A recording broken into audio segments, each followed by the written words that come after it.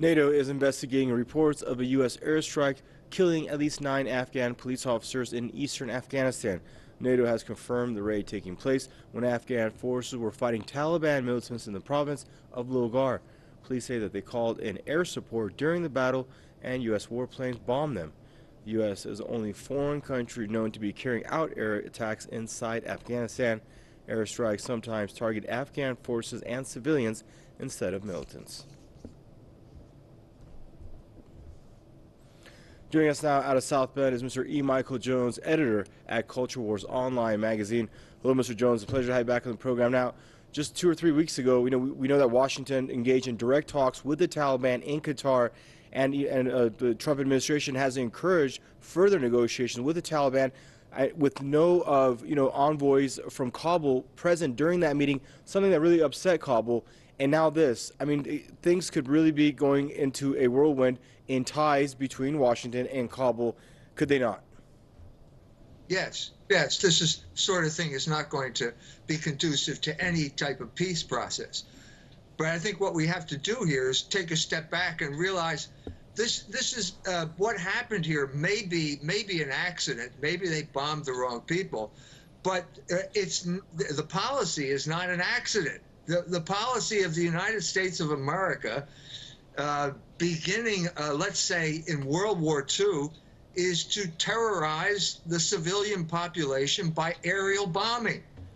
That's precisely what the United States did to Serbia. They bombed this country. They terrorized the civilians. They killed the civilian population. They bombed hospitals. They blew up bridges just to terrorize the civilian population into submission. This is not an exception. This is the rule. This is the essence of American warfare.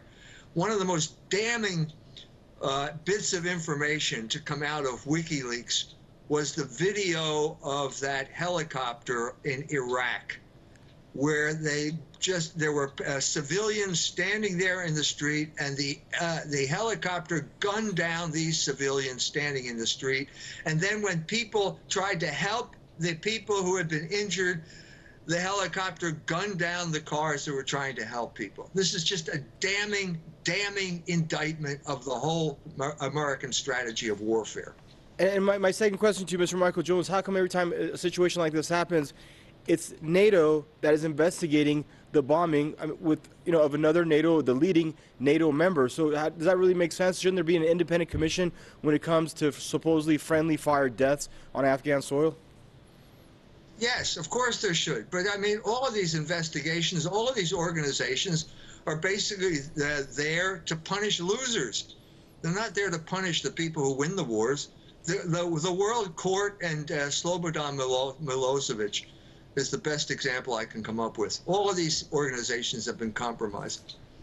And seriously, with the little success that the U.S. has seen, little or no, I should say, success over the last 17, going on 18 years on Afghan soil, when is it time to get out? When you see, look, the Taliban's only gotten stronger. The opium cultivation at its peak that it's been in the last 30 years. So what's the U.S. still doing in Afghanistan? Well, some people say they're profiting from the heroin trade, that the CIA needed extra income, and that was their main reason for going into Afghanistan. But one of the things we know for a fact is that the Taliban banned opium production when they were in charge of the country, and now the Taliban is involved in opium production. So this was completely counterproductive, and the opioid epidemic in the United States is just part of the collateral damage that has come from this disastrous involvement in a war that the United States cannot win. Thanks for joining us and for your perspective there, Mr. E. Michael Jones, editor at Culture Wars Online magazine, joining us out of South Bend, Oregon. Thank you, sir.